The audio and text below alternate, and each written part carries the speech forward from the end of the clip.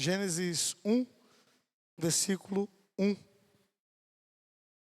1 e 2. Diz assim: No princípio, criou Deus os céus e a terra, porém, estava sem forma e vazia, havia trevas sobre a face do abismo, e o Espírito de Deus pairava sobre as águas. Agora, Atos 2.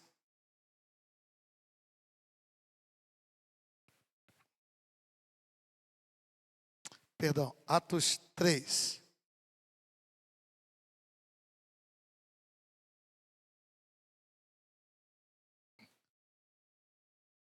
Não, é 2 mesmo, é 2.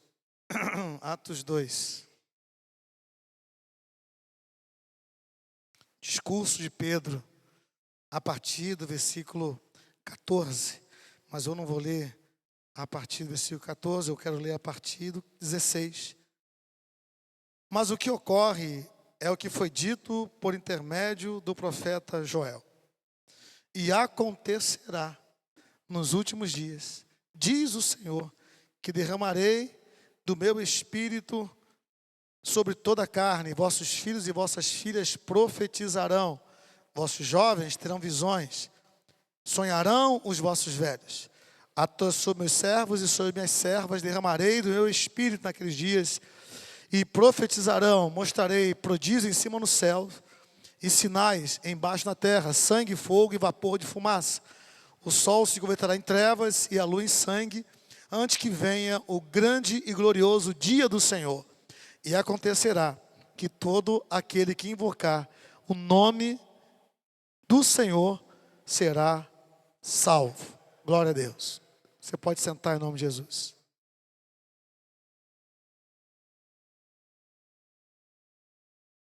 O que essas duas passagens têm em comum?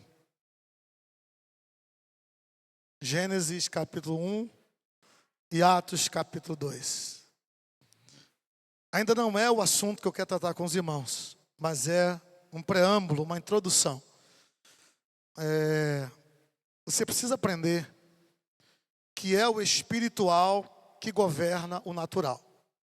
Não é o contrário. É o espiritual que governa o natural. Nós queremos fazer com que Deus faça as coisas, nós naturalmente, quando na verdade é a vontade dele que vai ser feita e não a nossa. Por mais que a gente deseje, queira, é a vontade de Deus que vai prevalecer. Gênesis diz o quê? Que a terra era sem forma e vazia. E quem estava lá? O Espírito de Deus. Então havia o natural, a terra sem forma e vazia. Havia abismo, havia trevas, havia água. Esse era o natural. Mas o espiritual, que era a presença do Espírito Santo, estava ali. O que decorreu dali em diante não foi um Big Bang, não foi um processo evolutivo. O que surgiu foi da palavra da boca de Deus. E disse Deus, haja isso, haja aquilo. Então o espiritual foi comandando o natural. Isso é princípio de tudo. Princípio de tudo. Se a sua vida natural está dando tudo errado, não é no natural que você vai resolver. É no espiritual. É lá que você vai resolver. É lá que está a solução. É lá que está onde você vai resolver a situação que você está passando, que você está vivendo. O natural não governa o sobrenatural, mas é o sobrenatural que governa o natural.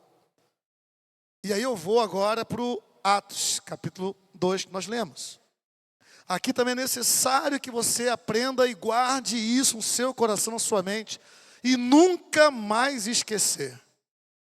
Porque, irmãos, igreja, esse momento aqui nosso, ele é totalmente espiritual.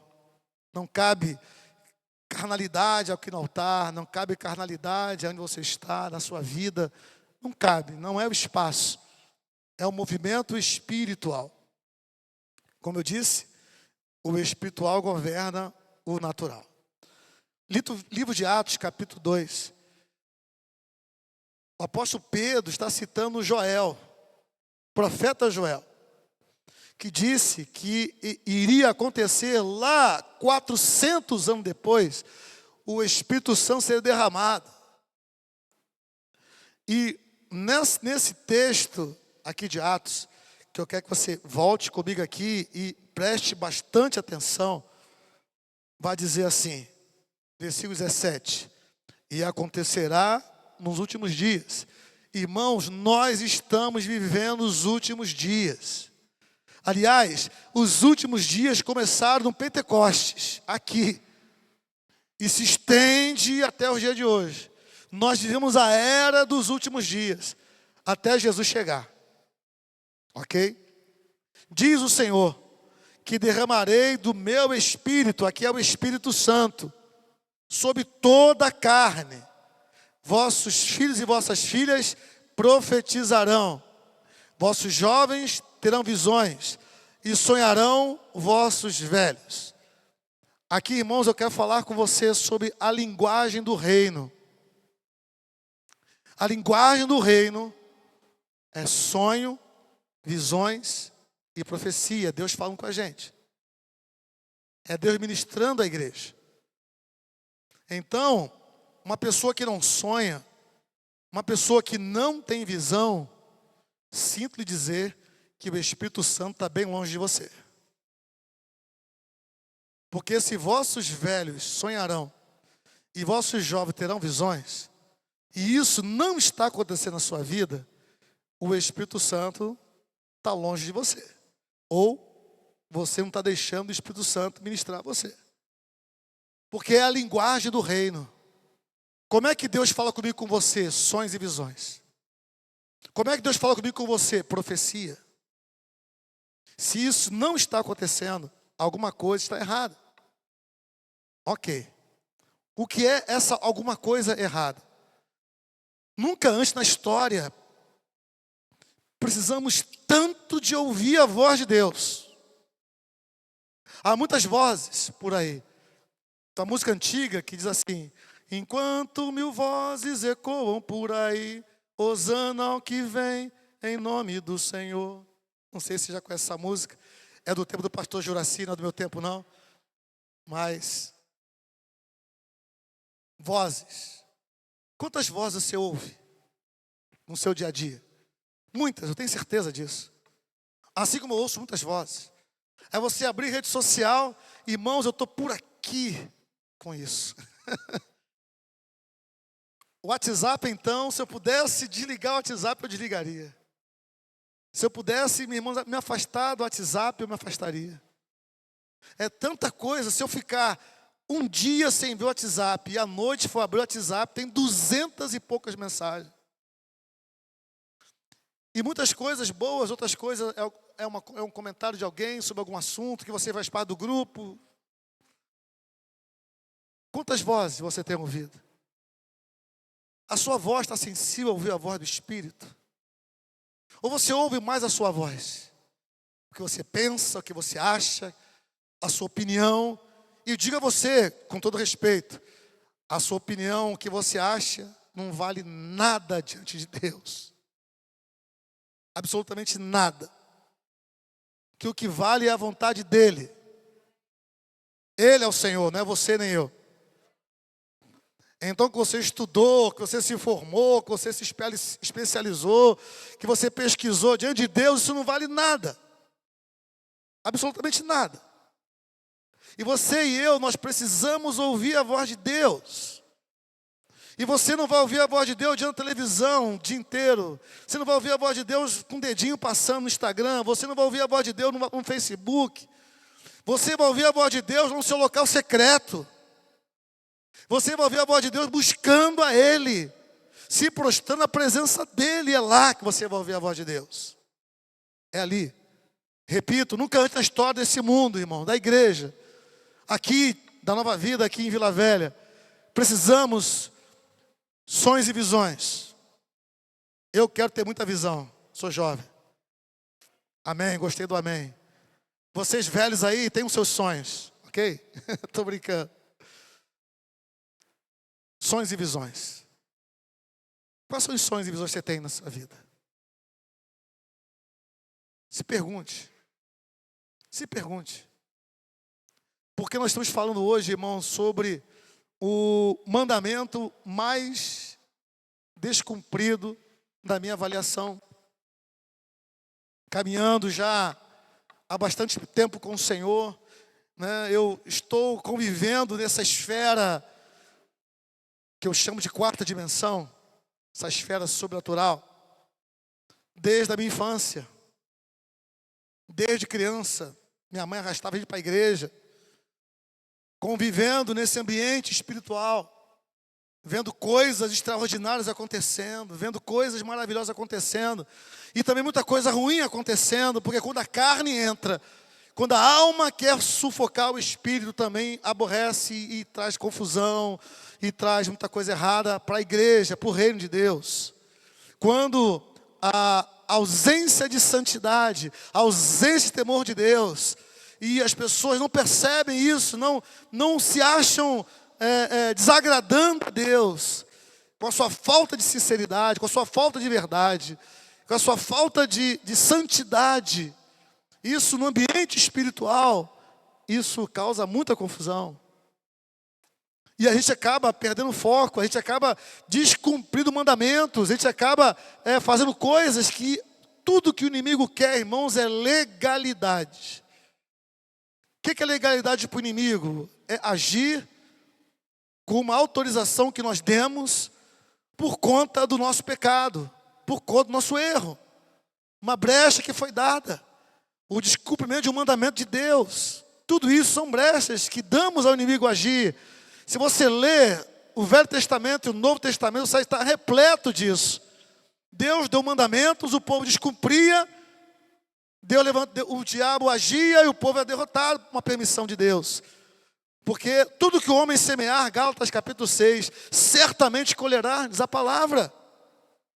Mas as pessoas estão anestesiadas a isso.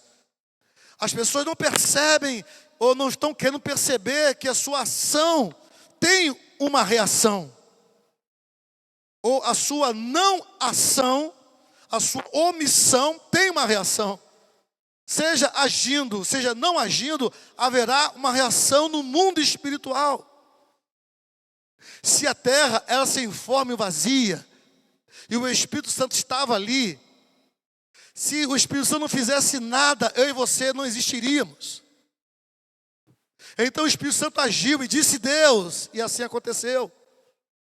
No Novo Testamento, lemos em Atos, se Pedro não fala o que falou, se Pedro não diz o que disse, porque as pessoas achavam que eles estavam embriagados, está aqui, no mesmo capítulo 2, só vou te citar aqui o versículo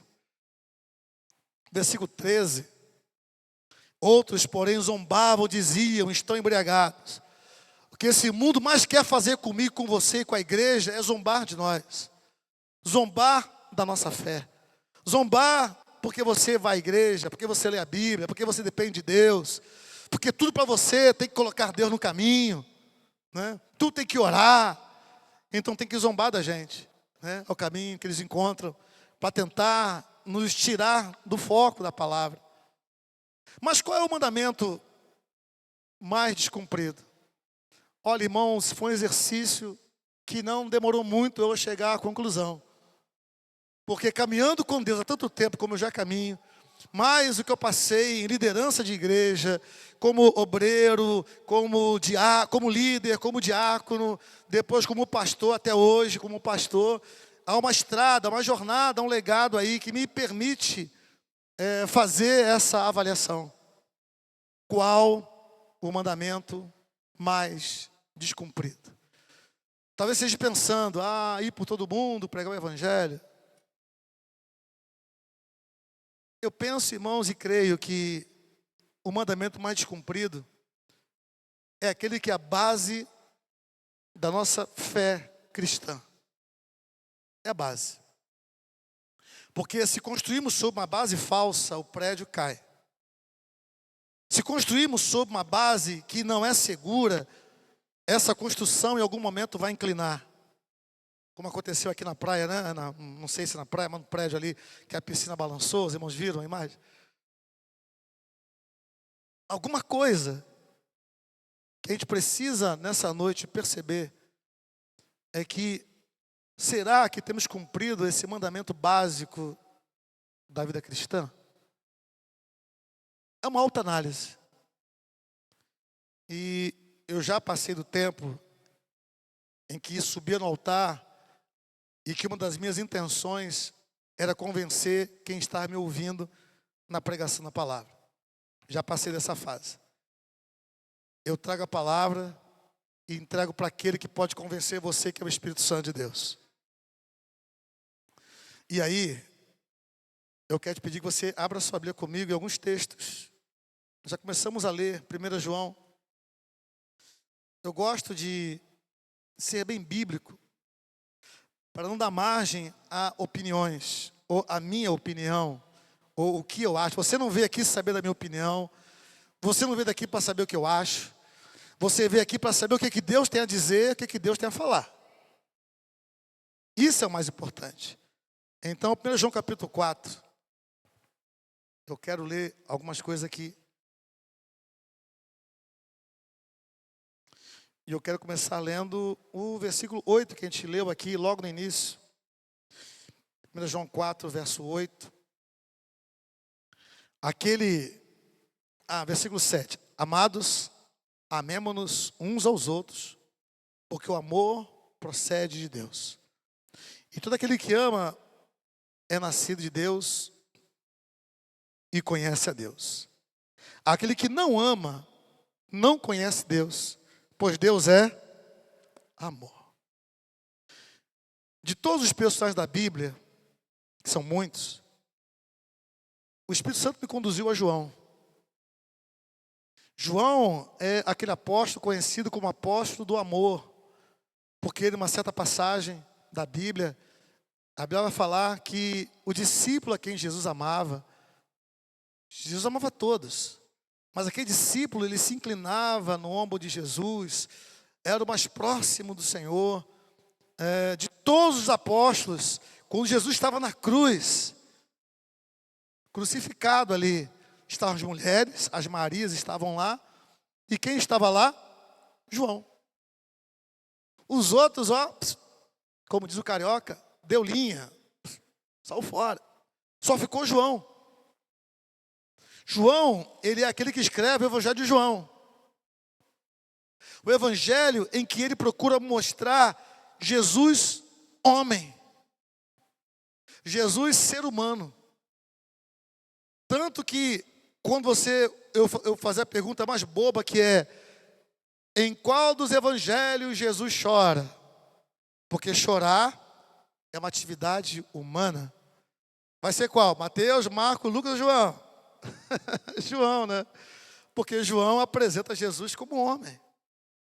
Então vai falar da fraqueza do homem Jesus, né? As virtudes do homem Jesus, né? Então esse João, ele escreve também as cartas de João. 1 João, 2 João, 3 João. É o mesmo João do Apocalipse. Então João, ele foi o último mártir dos apóstolos.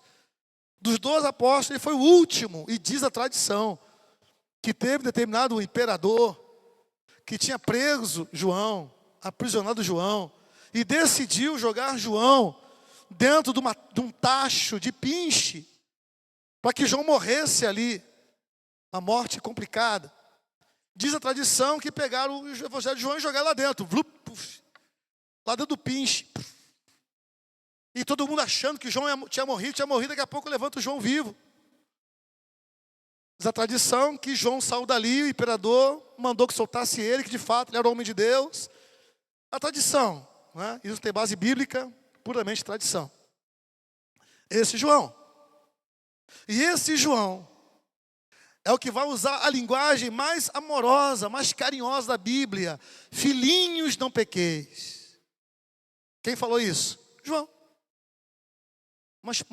Uma expressão carinhosa com a igreja, comigo, com você, filhinhos, né? É o único que fala isso. Nenhum dos outros dizem assim, se dirige a gente assim. Ele vai chamar a gente de filhinhos, né? Esse cuidado de João na sua escrita, conduzida pelo Espírito Santo, demonstra esse homem carinhoso, esse homem amoroso. Então, se há alguém na Bíblia para falar de que Deus é amor, esse alguém seria João, e foi exatamente ele. Ele que vai dizer que Deus é amor. E aí, a gente esbarra num dos mandamentos do Senhor, que está em Mateus 22. Coloca para nós aqui, 22, 36. O Senhor nos deu um mandamento. E esse mandamento, a gente precisa ler esse texto com um olhar bem criterioso. Diz assim, mestre, perguntaram para Jesus, qual é o grande mandamento da lei? Próximo versículo, 37. E Jesus lhe disse, amarás ao Senhor teu Deus, como? Vamos juntos? De todo teu coração, de toda a tua alma e de todo o teu pensamento. 38.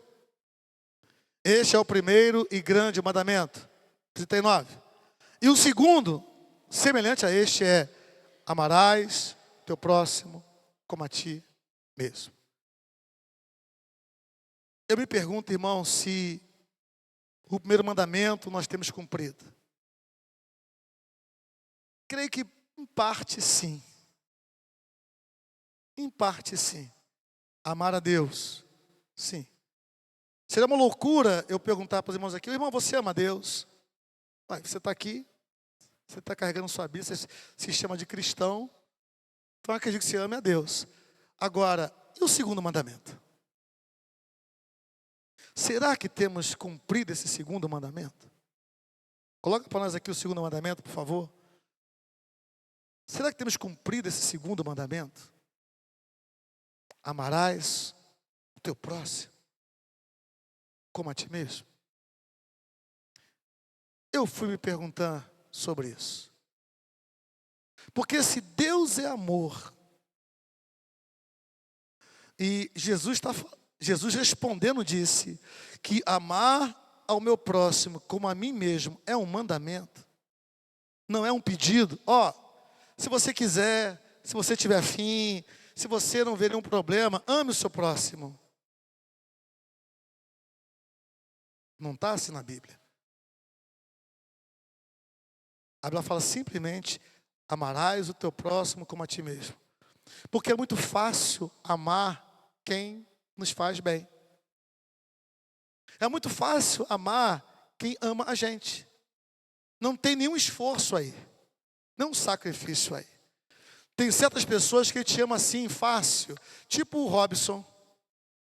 Robson é o tipo da pessoa que se ama ele muito fácil. É um cara do coração bom, prestativo, ama seus amigos. Se ele estiver na casa dele, você estiver lá em Linhares, Robson, meu carro quebrou. Ele vai de bicicleta para te ajudar lá. Né? Tem certas pessoas que é fácil você amar. Mas tem certas pessoas, só a graça de Deus. Tem certas pessoas que para amar, você tem que rasgar o coração. Tem certas pessoas para amar que é um desafio. É essa pessoa. É esse alguém que você tem que amar como você ama você mesmo. Porque quando você está com raiva de você mesmo, você se bate? Você se rasga? Não. Porque você se ama, você se cuida. Então, por que em relação ao próximo, a gente coloca um filtro? Vou botar um filtro aqui. Amar ao próximo como a mim mesmo. E esse mandamento, para mim, é o mandamento que nós mais descumprimos. Porque se nós amássemos o próximo como a nós mesmos, pode ter certeza que o mundo não seria como ele é hoje. A igreja não seria como ela é hoje. Eu vi uma pesquisa recente, dando conta, entre 750 ex-pastores. Um dia foram pastores. 750. E perguntou-se o motivo deles terem se afastado do evangelho. Aliás, se afastado da pregação, deixar de ser pastor. Qual era o motivo? Um dos motivos que me chamou a atenção. Conflitos dentro da igreja. 23%, eu acho. Aquilo foi enchendo o saco dele, enchendo a cabeça dele, enchendo a paciência dele, quer dizer uma coisa? Vocês não se amam, então fique brigando aqui, eu vou cuidar de outra coisa, vou fazer outra coisa. Não quero mais ser pastor de vocês, vou cuidar da minha vida. Penso eu aqui na minha imaginação, que deve ter sido essa reação dele. Amar o próximo, irmãos, diga aos irmãos uma vez, não é um pedido, é uma ordem. E nem o Senhor nunca falou que seria fácil. Aliás, a vida cristã nunca foi fácil. Nunca foi fácil. Então se pergunte 10, 11, 1000 vezes nos dias que vivemos. Será que eu tenho amado as pessoas como eu me amo? Será que eu tenho me relacionado com as pessoas numa dimensão de amor de tal maneira que é o amor que eu sinto por mim mesmo? O cuidado que eu tenho comigo mesmo. Quando eu posto algo, quando eu compartilho algo, quando eu exponho uma opinião, eu estou preocupado em transmitir amor com isso. Estou preocupado em que a pessoa que vai receber aquele recado, vai receber aquilo e sentir o amor que eu tenho por ela. Eu penso nesses dias, não. Não, de forma alguma. As pessoas postam o que quer, compartilham o que querem, vão, entre aspas, jogando coisas ali, e você que entenda, você que compreenda do jeito que você quiser, não se preocupe em nada uns com os outros, porque por isso que a palavra de Deus nos diz que uma ensinar da volta de Jesus é que o amor de quase todos esfriaria, haveria uma indiferença, e nós vivemos essa indiferença hoje, dentro e fora da igreja. Porque falta amor, e amor é a base. Ainda que eu fale a língua dos anjos e dos homens, se não tiver amor, está lá, eu nada serei. Ainda que eu possa ganhar o mundo inteiro para Jesus, se não tiver amor, é perda de tempo. Ainda que eu vá em todos os cultos, leia a Bíblia 10 vezes por ano, ainda que eu vá fazer tudo que for pela igreja, pelo reino, se eu não tiver amor, o amor é a base. O amor é a base. E quando a gente não se preocupa com isso, irmãos, quando a gente não coloca isso no nosso radar, a gente acaba cometendo muitos erros. A gente acaba ferindo pessoas. A gente acaba criando ambientes de conflitos dentro e fora da igreja. Não é amar somente os irmãos, mas é amar lá no seu local de trabalho. É amar quando você está no trânsito. É amar quando você está na fila do banco. É amar quando dá uma fechada. É amar quando fala mal com você. Ontem eu fui levar o Dudu numa programação dos escoteiros. E a prainha estava lotada. Foi na prainha, eles foram pegar essa barca aqui. Foram no Projeto Tamar. Então ela, como é que é? Aquaviária. Quando eu cheguei, eram umas 2 horas. Irmãos, estava lotado. Estava tendo um evento ali na prainha. Havia uma feira de carros antigos. Havia um monte de barraquinha de comida. Aquele monte de gente, não tinha lugar para estacionar. Aquele monte de carro indo e vindo. Aí eu fui manobrando. Falei, Camila, vai andando com o Dudu, porque senão ele vai perder o passeio. Camila desceu do carro e foi. Eu fui tentando achar um lugar para parar apenas. Para aguardar a Camila voltar e ir embora, não ia estacionar, não tinha essa intenção. Né? Tanto que havia uma vaga para estacionar, eu não estacionei, deixei um rapaz estacionar no meu lugar. Até fiz sinal para ele estacionar, que eu não iria estacionar. Só iria buscar a Camila e ir embora para casa. Né? E assim fiz, parei num lugar onde não incomodava ninguém.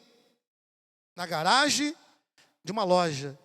A loja estava aberta, pessoas trabalhando, eu parei na garagem, sabendo que se alguém fosse sair, eu saía. Eu fiquei no carro, não saí do carro. De repente, do nada, aparece um PM. Nem tinha visto aquele homem. Veio, só óculos escuros, sua cara carrancuda.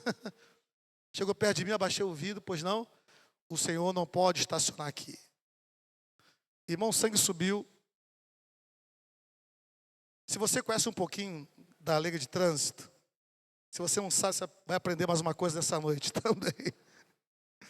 Estacionar um carro é você botar o carro e sair dele. Isso é estacionar. Ok? Parar o carro é você estar dentro do carro e permanecer dentro. A lei não te proíbe parar. A lei te proíbe estacionar. Se a plaquinha estiver lá em cima, é proibido estacionar. Então você não pode sair do carro. Mas tem aquela, já viu aquela placa que tem um E e uma tarja vermelha assim? Aquela tarja ali é proibido estacionar. Mas você pode parar. Se você ficar no carro, você pode parar. E aquela placa que tem um Ezinho e tem um X vermelho, aquele X vermelho é você não pode estacionar e também não pode parar. Ok? Eu conheço um pouquinho a lei de trânsito.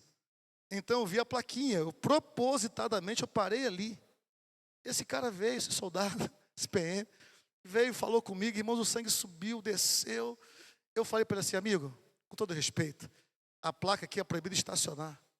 Eu só estou parado, aguardando a minha filha, que foi deixar meu neto lá na escola, ali no aquaviário. Não importa, senhor, o senhor não pode ficar aqui. O senhor está atrapalhando o trânsito. Não tinha nenhum carro. A rua vazia. O lado ocupado e o lado de cá. Não tinha carro nenhum. Ninguém manobrando, ninguém dando volta, só estava eu. O sangue subiu de novo. Quase que eu fiz igual João. Manda fogo do alto, se eu queimo esse infeliz. Quase que eu falei isso para Deus. Contei até 10.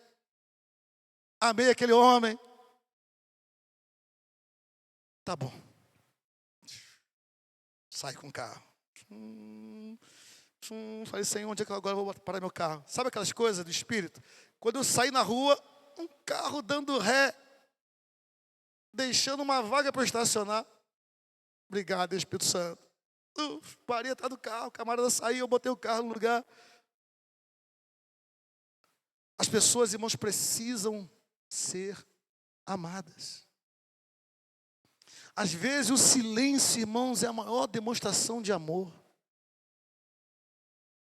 E a gente muitas vezes quer falar porque a gente conhece, a gente sabe e tal, está aqui, ó, vou te dar uma carteirada, ó, o que você está falando, né? Amar ao próximo como a nós mesmos. E João, ele vai dizer aqui no capítulo 3, versículo 18, leia aí comigo, ó, diz assim, filhinhos, não amemos de palavra nem de língua, eu te amo, ou eu também te amo, mas de fato e de verdade. De fato e de verdade.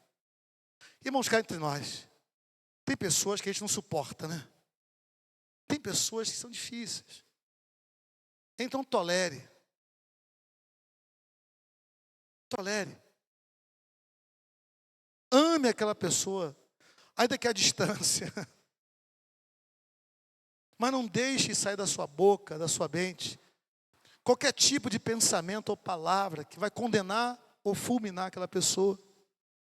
Porque de fato e de verdade. Amar as pessoas. Amar as pessoas. Se Deus é amor, nós temos que amar.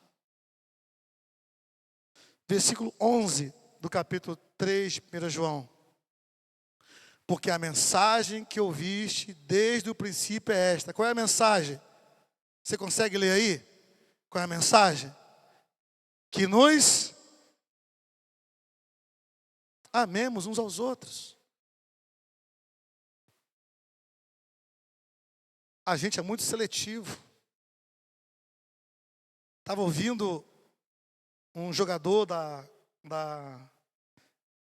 seleção da Alemanha, ele é bem negro, sabe aquele negão, chega a ser roxo, mas é um excelente jogador de futebol, joga muita bola. E foi jogar um jogo da Alemanha e lá, vai crioulo, vai negão, né? Racismo. Aí ele foi entrevistado depois do jogo e falou assim, olha, agora eu entendo o que o Vini Júnior, lá na Espanha, falava sobre o racismo no futebol. A igreja, irmãos, nós somos pessoas distintas, formações distintas, uma história de vida distintas. Mas há uma coisa, aliás, uma única coisa, que nos iguala, que nos torna iguais. Jesus, ao morrer na cruz, nos permitiu fazer parte da família de Deus. Através de Jesus, nós fazemos parte da família do Senhor aqui na terra. E você conhece uma família onde os irmãos não se entendem, onde os irmãos brigam o tempo todo, onde não há genuíno amor entre os irmãos? Eu tive o desprazer de conhecer algumas famílias assim. Desprazer. Porque nas situações que envolviam especialmente herança, situações que envolviam dinheiro, e aqueles irmãos não conseguiam chegar num acordo, e brigavam entre si. Recentemente na mídia aí, um irmão matou outro irmão por causa de herança. Contratou o matador matou o irmão daquela pessoa para ela ficar com a herança sozinha. Nós sabemos dessa realidade. Mas na família de Deus, estamos falando de coisas espirituais, o perfeito amor lança fora o medo. Capítulo 4, versículo 18. Vai dizer isso. No amor não existe medo. Medo, insegurança. Perfeito amor lança fora o medo. Então nós precisamos, irmãos, entender, avaliar a nossa qualidade de vida cristã. Como eu tenho demonstrado amor pelos meus irmãos? Como eu tenho demonstrado amor pela minha família? Como eu tenho demonstrado amor para meus colegas de trabalho, para meus clientes? Como eu tenho demonstrado amor lá na escola, na faculdade, professores, amigos? Sabe, irmãos, eu gosto muito de esporte, eu falo isso muito aqui no altar da igreja. E cada vez que eu vou assistir o esporte, eu fico impressionado como os americanos, eles são doutrinados, ensinados a praticar um esporte, e eles recebem toda uma estrutura para praticar aquele esporte. Se aquilo fosse no Brasil, meus irmãos, se o Brasil não ia só ser primeiro lugar em tudo que é ter esporte, porque eles dão uma estrutura impressionante. E ontem teve um jogo da abertura do NCAA, do futebol americano, universitário americano. E eles fizeram uma homenagem a um senhor de 90 anos. Há 90 anos aquele senhor jogou naquela universidade, estudou naquela universidade, se formou naquela universidade, Clemson, se me fala a memória, estudou, se formou, foi professor naquela universidade, foi treinador naquela universidade, ganhou alguns títulos nacionais naquela universidade, se tornou comentarista de futebol americano, e aos 90 anos estava se aposentando. Irmãos, o estádio estava lotado. Imagina um estádio para, 70 mil pessoas. Estavam 70 mil pessoas. E 2 times universitários. Se você for assistir um jogo universitário, como já fui assistir na época do Lucas, no ginásio da UVV, tinha lá os pais, talvez os amigos, mais próximos. Mas lá nos Estados Unidos, tinha banda, tinha gente dançando, aquela menina dançando, saltando, pulando, os 2 times. Uma festa, uma coisa assim, extraordinária. A ESPN transmitindo ao vivo, uma coisa assim, fantástica. Mas o que me chamou a atenção, irmãos, e é o que me chama muita atenção os americanos, é como eles honram a forma que eles demonstram amor por alguém, né? E aquele senhor foi homenageado, recebeu uma placa, a camisa dele foi eternizada, uma festa linda para ele. Amor, que é a atitude. Se o ímpio, irmãos, vamos dizer assim, demonstra amor, eu pergunto a você, qual tem sido a sua demonstração de amor para as pessoas?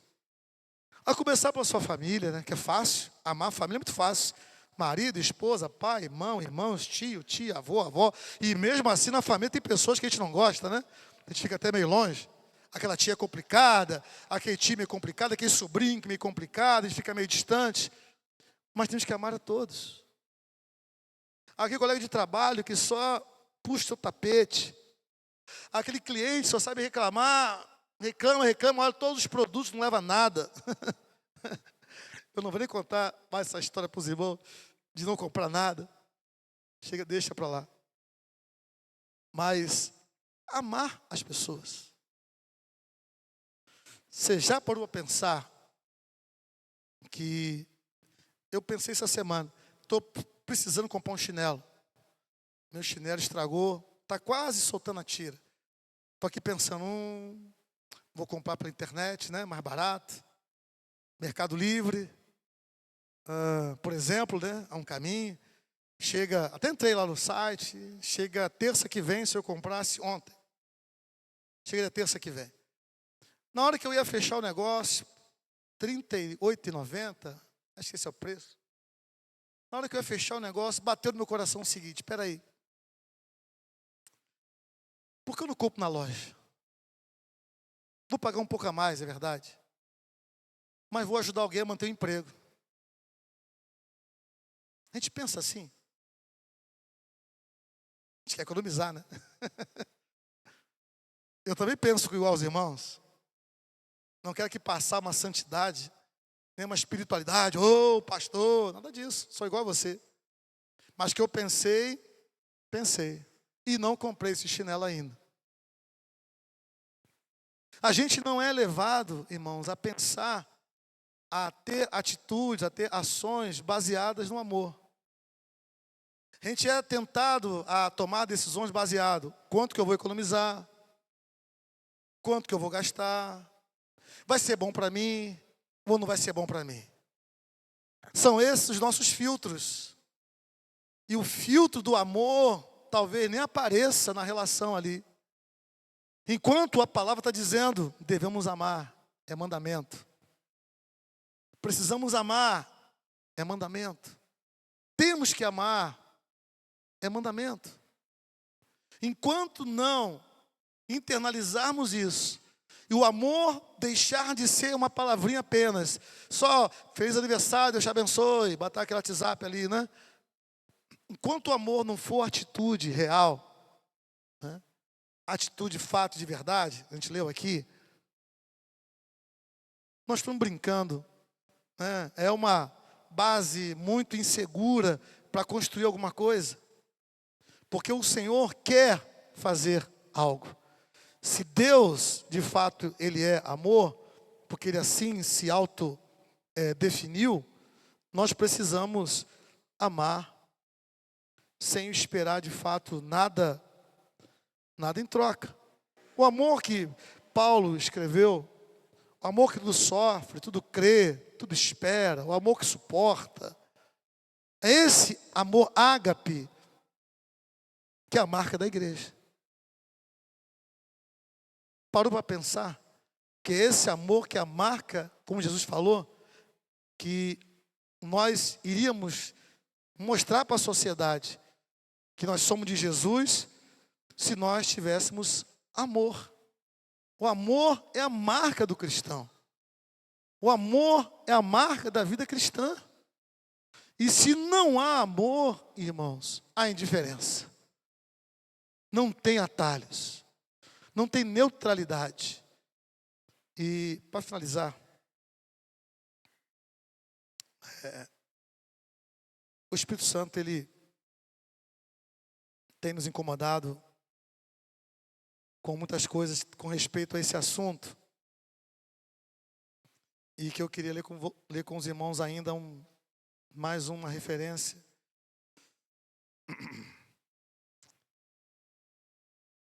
Se a gente está relembrando esse assunto, que eu sei que você sabe dele,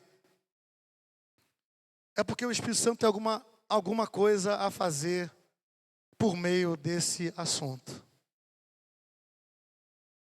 A gente tem buscado, irmãos, uma igreja, cristãos aqui nesse lugar, que sejam marcados, tenham essa marca de amor nas suas palavras, nas suas postagens, nas suas atitudes, na igreja, no seu testemunho fora.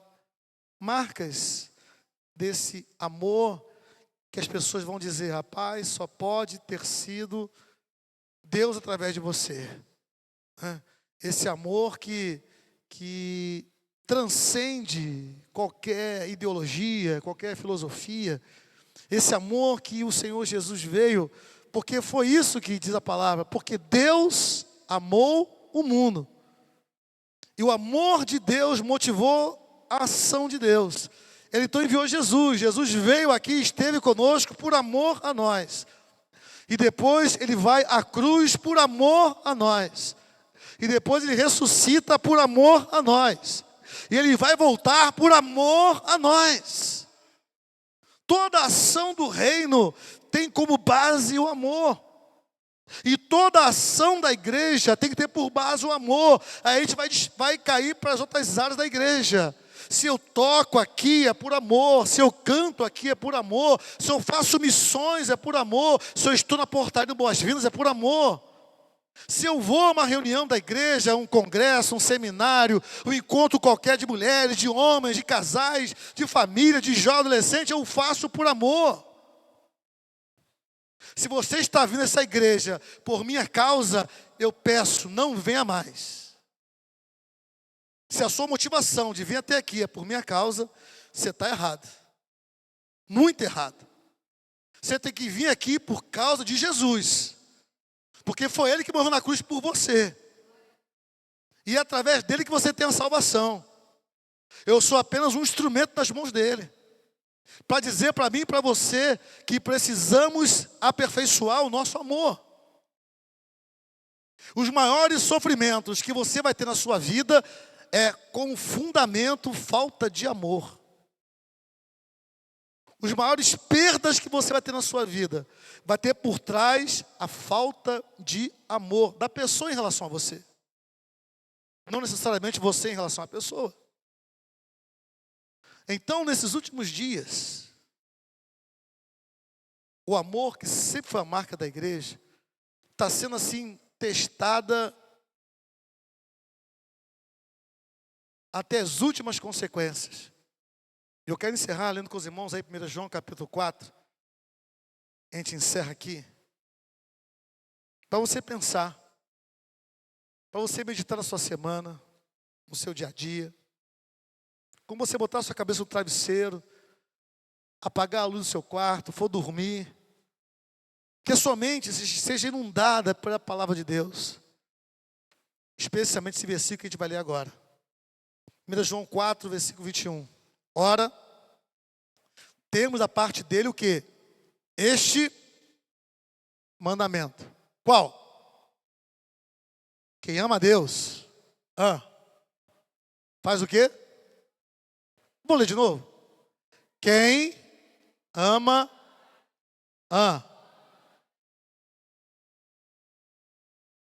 Você ama seu irmão? De verdade? Para valer? Como diz o carioca, né? A Vera. Se esse irmão pisar no teu calo, se esse irmão puxar seu tapete, se esse irmão for desleal com você, se esse irmão mentir a teu respeito, fofocar sobre você, se esse irmão arquitetar algo ruim contra a sua vida, esse versículo é apagado da Bíblia? Apaga esse versículo aí, ó. Apaga ele aí. Vai ser apagado? Ame também seu irmão. Como eu estou falando, irmãos, não estou dizendo que é fácil, porque não é. Mas estou dizendo que é o mandamento. Eu e você, nós temos Não há um condicional. É uma ordem. E quando a gente descumpre mandamentos, abrimos brechas no campo espiritual. E essas brechas são fortalezas que o inimigo finca os seus pés e começa a resistir na sua vida. E a sua vida não consegue avançar, não consegue romper, porque o mandamento foi quebrado. Enquanto aquele mandamento não for cumprido, ele tem o direito de resistir. Ele se sente no direito, na legalidade de impedir você de avançar nas outras áreas da sua vida, porque o mandamento foi quebrado. Lembra dos 10 mandamentos? Não precisava quebrar os 10 mandamentos, bastava quebrar um, que Deus se afastava. Simples assim. Não basta você obedecer todos os mandamentos da lei, se você descumprir um. O problema hoje, que digo eu, é que a gente não percebe que descumpriu esse um. O mundo vai tentando normalizar comportamentos, normalizar pensamentos, normalizar filosofias, normalizar práticas. E infelizmente também dentro da igreja, normalizar algumas coisas que a Bíblia condena. A gente acaba achando normal porque está todo mundo fazendo. A gente acaba achando normal porque está todo mundo fazendo igual. Você se lembra, alguém aqui assistiu The Chosen, a série?